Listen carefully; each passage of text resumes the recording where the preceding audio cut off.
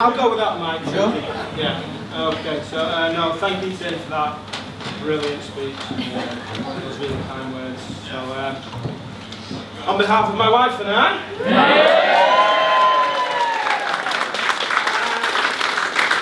Firstly, I'd like to congratulate you all on making the cut. If you are sat here now, we must really like you.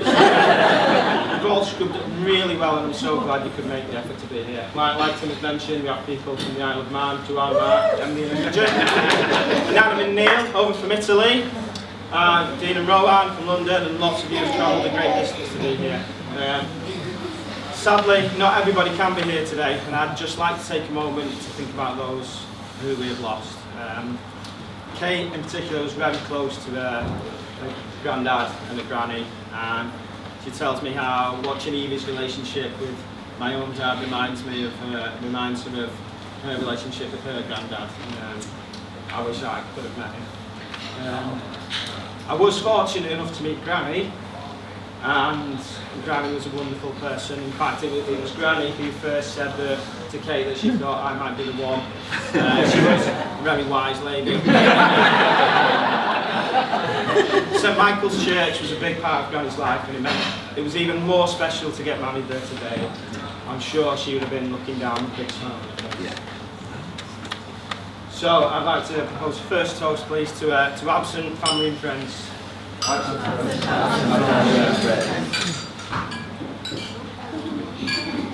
So to my new in-laws, Caroline and Tim. Okay. You truly are two of the warmest, kindest, most generous people I've ever met. Qualities I am pleased to say have been inherited by your daughter, and I'm so happy that you've welcomed me into your family. I love coming round to your house and spending time with you, especially because you've normally got a beer waiting for me. Today couldn't have happened without your amazing generosity and your amazing creativity as well. Like Tim said, Caroline every week has bought something new, made something new to make something happen today, and I think we all agree everything looks spectacular. Your creativity was also present in church before. It looked wonderful, but no more so than the amazing singing group, who I think blew everybody away. For those of you who don't know, the singing group are current and former members of a youth theatre that Caroline and Tim run, a group called Willpower. I've been fortunate enough to watch a lot of their shows over the last few years, and they are absolutely brilliant. If you ever get the chance to go and see one, you must. I think some of the Willpower group maybe here tonight, please make them feel welcome. With some here already? Yeah. You didn't sing though, Martin. Got the microphone. Sorry. My own mum and dad, Margaret and Jim, they've needed a different kind of willpower. They've needed the willpower to stay calm over the last 38 years with all the troublesome times I put them through. I think my troublesome teens lasted well into my 20s, 30s, but you've always been there for me, going the extra mile, never a bit of trouble, and I thank you greatly for that. I think, of course, you're more trouble than my two brothers put together, Paul and Andrew, who I'm proud to have as my best men with me today. We don't spend as much time together as we should, but when we do, it's absolutely fantastic, and you've been so solid for me and there for me in the build-up to the wedding. In the last 24 hours, Andrew, you've been brilliant, and I don't think I could have got through it without you. It's quite traditional for a groom to say something about the best man that he's lost his memory and has to fabricate stories about the groom, you know, the Google joke, but I want to say the opposite about Paul. Since his stroke, I'm pleased that he's not lost his memories. And he's just still as sharp as ever. As funny as ever, he still remembers all the swear words, and I look forward to hearing from him later on. Andrew, on the other hand, don't believe a word he says.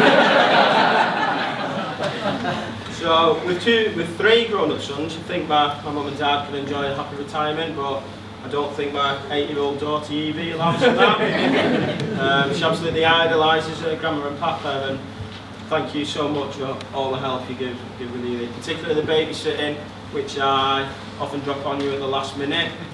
Speaking of which,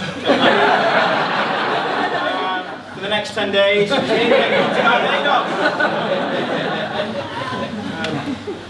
Evie, I might be biased, but you are the most adorable, cutest flower girl I've ever seen.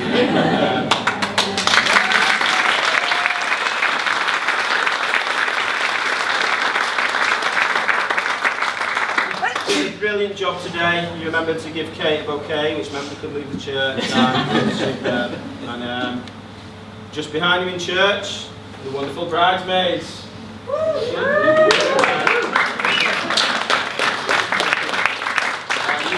Absolutely stunning, you really did.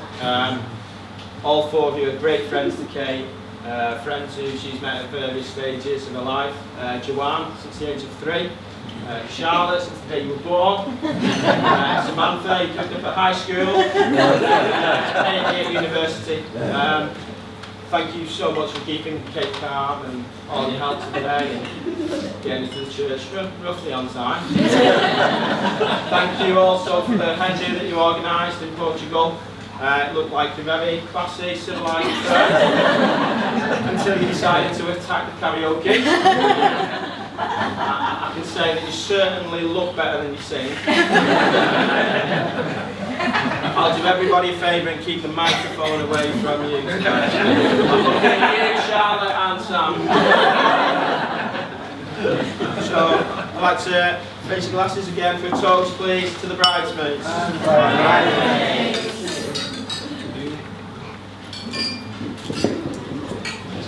Okay, not quite as stunning as the bridesmaids, but to be fair, they stood up okay with my 2 ushers today, Matt and Rick. Okay. 2 fellow teachers with the prerequisite skills to being an usher. Matt's a geography teacher, good at navigating. And Rick is a PE teacher, used to putting people into 2 sides. So.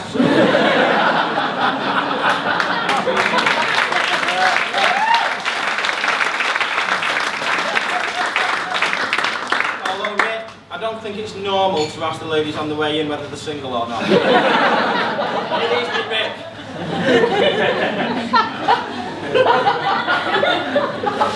So, on to my beautiful wife, Kate. Look, I'm absolutely stunning. I really am the most happiest, luckiest, proudest man today. I just love you today. So. I know you were like worried about whether I'd like your dress or not. It's absolutely stunning. It's just magical. Okay. We always say that our love story is our favourite love story, and I think it's time to tell it. It may take quite a while, so please bear with me. Please indulge me, please, thank you. Okay. So, when I was writing my speech, Kate told me it shouldn't be too rude, crude, use any cliches, too speechy. How should it be? So I thought I'll write a few words down to help me, literally a few words. Okay. The first word I wrote down is the word wit. Okay. Wit is defined as the ability to use words in a clever and humorous way. Okay, so I thought, is that okay? We'll see how it goes. Okay. So Kate and I were talking a few months back, sharing stories about when we were younger. Kate told me that years ago, if she ever went out with a guy for a date, but then wanted to give him the brush off afterwards, wasn't interested, she'd lie to him and tell him she'd got back with an ex-boyfriend. What Kate had forgotten was that I was one of the guys she delivered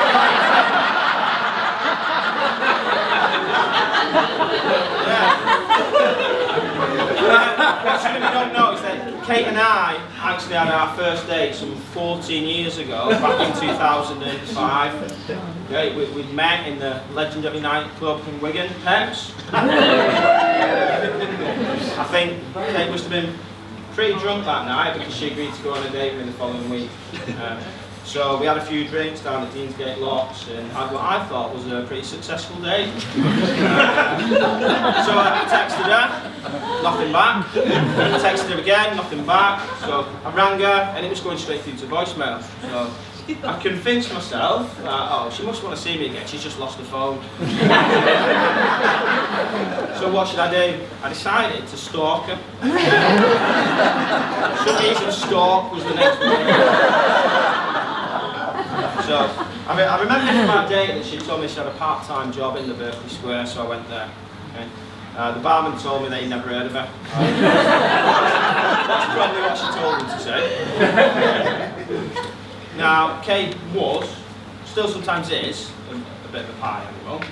So I thought, oh, my next step was to like try and find her on a night out. So I knew the bars where she might be, and I thought I might stumble across her, and I eventually did. And that was when she delivered the fatal line that she was back with her ex-boyfriend. Now, I'd bump into Kate on nights out, and we'd always chat. Kate claims I always made a beeline for her. I did, I thought she was gorgeous. And then we were chatting one night, and she told me that she was moving to Hong Kong for 18 months. And then that was true.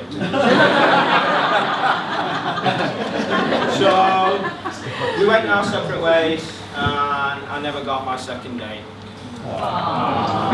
Until 10 years later. So how did that come about? Well, I had to stalk her again. But this time there was Facebook. So I'd liked a few of Kate's pictures, hoping she'd notice. And she did, because she then commented on one of my photos. It was Evie's first day at school. God bless you, Evie.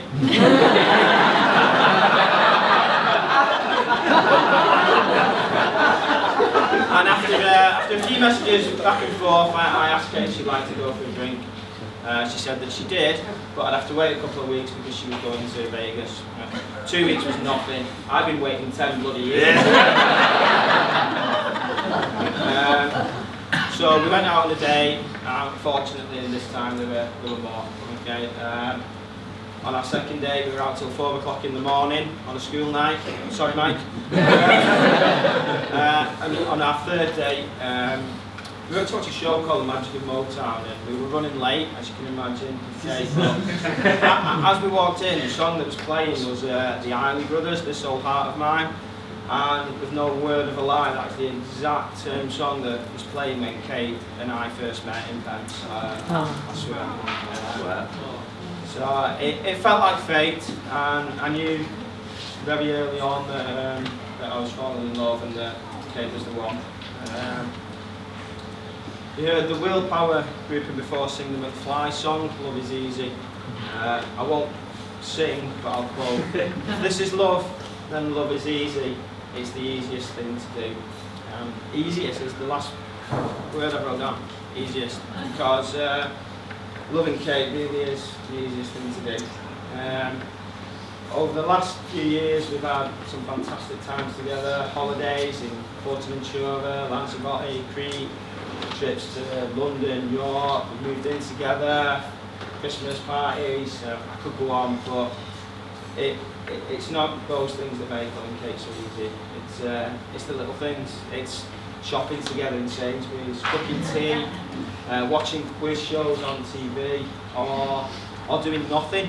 Like Sundays, the one day of the week where we get to spend time with each other due to work, where we just sit around being really cheesy, soppy and geeky together. We often say if anyone could see us, then God, you would cringe.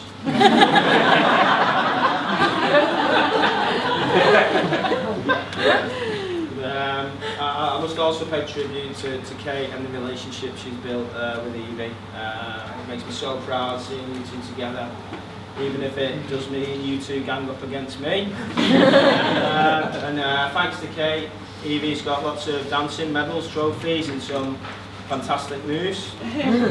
Okay, you may have picked up in church earlier that the same hasn't happened with me. Kate delights in telling people that my dancing is like a cross between David Brent and Mr. Bean. I'm sure you'll see it shortly. So, like any good teacher, there's a few in the room, I want to know if you guys have been paying attention. So, what were the 3 words I've written on the cards? Wait. Very good. We're starting easier. So, why those 3 words, Kate? Well, it had to be those 3 words. And it had to be because not only did they help me tell our story, but they helped me tell something else as well. You know from quizzing, I'm rather fond of an anagram. Yeah. Well, you don't have to do it, but if we take those 3 words and rearrange them, it's the perfect anagram of your new perfect name. Kate, listen twist.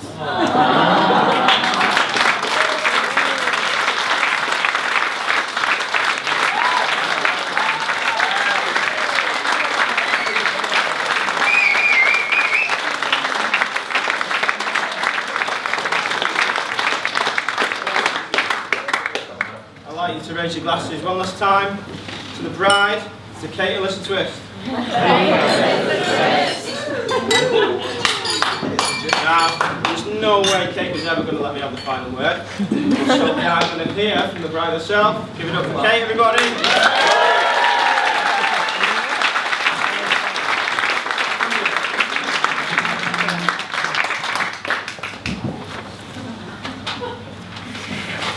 Thank you.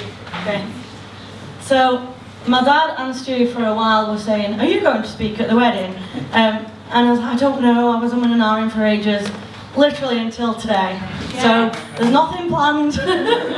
This is totally off the cuff, so I'm sorry. And they kept telling me as well, if you are, you need to plan it. Because you'll just waffle for ages.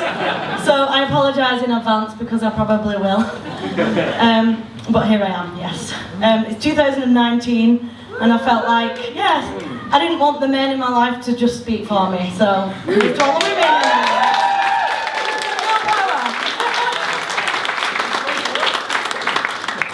I just want to reiterate, I'm sorry if we repeat lots of things that have already been said. I just want to reiterate some of our thank yous. Thank yous to my lovely bridesmaids for everything you did yesterday and today, and looking after me and getting me ready, and again keeping me on time, even though it was you guys that took forever in that minibus. It's their fault I was late. It wasn't mine. I was waiting the longest time I've ever been ready for 45 minutes. So I realised that's why I'm always late as well, because I hate just waiting around. Just like, get ready and go. So I'd like to say another massive thank you to 2 people that have done so much for the wedding, Nicola and my mum. So give them a big clap, please. And Samantha has a little something for you she's going to give to you now. You very much deserve it. You've worked so hard, both of you. As you can probably tell, we've tried to do a lot of things ourselves. Stu only proposed on Christmas Day, sorry. And then we were getting married within 6 months, so it's been an absolute whirlwind. And I'm not the most organised person in the world, so I've had Nicola and my mum whipping me in shape and getting organised. But Nicola, she did the orders of service, she did the invitations, she's done the little things inside the table, she's done all sorts, so she's been absolutely brilliant, so thank you so much.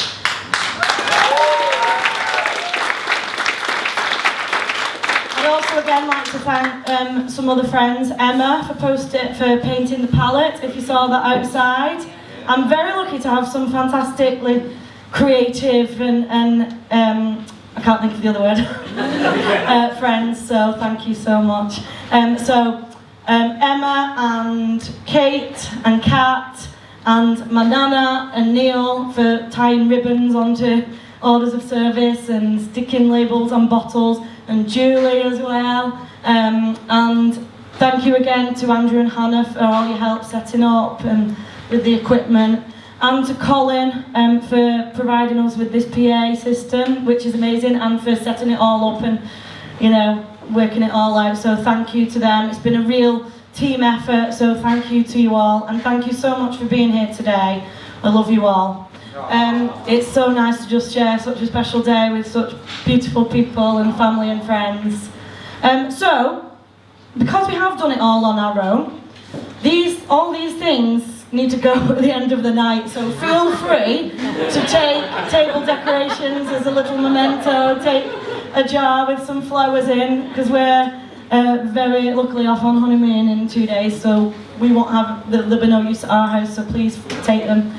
We also have set up, well, you don't set it up, but a hashtag, so Kate and Stu Say I Do 2019. So we haven't got an official photographer. We do have some unofficial photographers, family and friends who are photographers, but if any of you get any pictures of the day, we'd really love it if you could use that hashtag on Instagram or Facebook, and then we can find all our pictures. Okay, so thank you so much. It's written up there as well if you can't remember it. So I'd also like to say our favours, another thank you to Mum and Dad. This is homemade elderflower cordial, and vodka, elderflower vodka. So if you've got cordial, it needs to be diluted. If it's vodka, you can put it in your Prosecco, or the cordial is really nice in the Prosecco too. Or the vodka, you can neck it, or you can add lemonade or tonic to it, whatever you like, but it's really nice. So enjoy.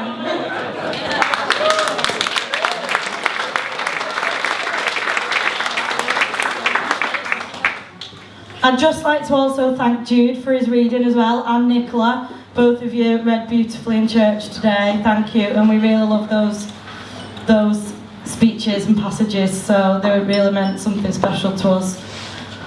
I think that's it. I'm going to, Or the key. What bit? Oh yes, so this is actually a bottle opener, the key is, so you can also keep it as it'll open your beer or whatever, so handy to know. Oh yeah, and another thank you. People keep pointing and telling me certain people to help, because it has been, like I said, a real team effort. Thank you to Nick, who was drafted in at the last minute, doing lots of jobs this morning and last night as well, so thank you. And we've just met him and we're like, oh, Nick, can you do this? So if you were there in the firing line, you just got drafted in very quickly. So thank you to everyone for all the help. I'm going to say thank you, and I don't have a toast to do I? Shall I say to my husband? Yeah. I need to speak about Stu, and I feel like I need to give my side of the story now. But this is going to go on for a while, I'm sorry. Obviously, that wasn't true. I did enjoy that first date. I did like him. But you know, when you're in your early 20s, you're just kind of having fun, and I didn't want anything serious. But when Stu got in touch, and as you heard, I went to Las Vegas. I literally spent the whole time in Las Vegas showing Sam and Charlotte pictures of Stu on Facebook and going on about, oh, do you think he's nice? Do you think it'll go alright? I nearly didn't go on this first date. I was so nervous again. I was on the phone to Sam saying, I don't think I can do it, I'm so nervous. But I'm so glad I did. And our story's just been like a fairy tale, and that's one reason why our theme today has been fairy tale. So all these quotes were handpicked because, you know, as cheesy as it sounds, that this is how we feel. So we just feel like we're living in a film. It's amazing. So thank you so much, and to my husband.